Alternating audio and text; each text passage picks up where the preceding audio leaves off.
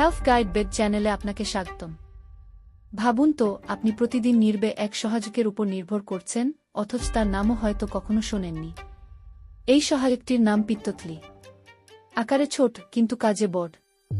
লিভারের ঠিক নিচে থাকা এই থলির মধ্যে জমা থাকে পিত্তরস, যেটা আমাদের খাবারের চর্বি ভাঙতে সাহায্য করে। যখন আপনি ভাতের সঙ্গে গরুর মাংস বা মজাদার বিরিয়ানি খান, তখন পিত্তথলির সঙ্গে সঙ্গে কাজ শুরু করে। জমে থাকা পিত্তরস ক্ষুদ্রান্ত্রে চলে যায় এবং খাবার হজমে সহায়তা করে। এই কাজটা এতটাই নিখুঁতভাবে হয় যে আমরা কোনো শব্দ বা অনুভূতিও পাই না। কিন্তু সমস্যা শুরু হয় যখন এই পিত্তথলিতে পাথর তৈরি হয়, যাকে গলস্টোন বলা হয়। ছোট পাথর হয়তো চুপচাপ বসে থাকে, কিন্তু বড় হলে ব্যথা এমন হতে পারে যে বুক থেকে পেট পর্যন্ত আগুন লাগছে মনে হয়। অনেকে এই ব্যথাকে হার্ট অ্যাটাক ভেবে বসেন। কেন হয় এই পাথর? অতিরিক্ত তেল চর্বি খাওয়া, পর্যাপ্ত পানি না খাওয়া, দীর্ঘদিন উপোস করে থাকা, হঠাৎ ওজন কমানো, সবই হতে পারে কারণ। নারী, ৪০ বছরের বেশি বয়সী মানুষ এবং যাদের পরিবারে আগে এই সমস্যা ছিল, তাদের ঝুঁকি বেশি।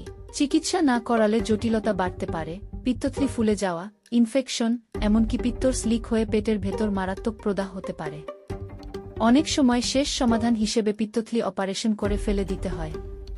তাই প্রতিরোধী সেরা উপায়, প্রতিদিন পর্যাপ্ত পানি পান, সুষম খাবার খাওয়া, নিয়মিত ব্যায়াম, তেল চর্বি কমানো এবং হঠাৎ করে ওজন কমানোর চেষ্টা না করা।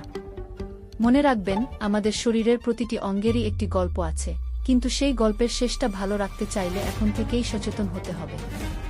এটি ছিল হেলথ গাইড বেডের পক্ষ থেকে একটি স্বাস্থ্য বার্তা। চ্যানেলটি সাবস্ক্রাইব করুন, ভিডিওটি শেয়ার করুন এবং পাশে থাকুন। ভালো থাকুন।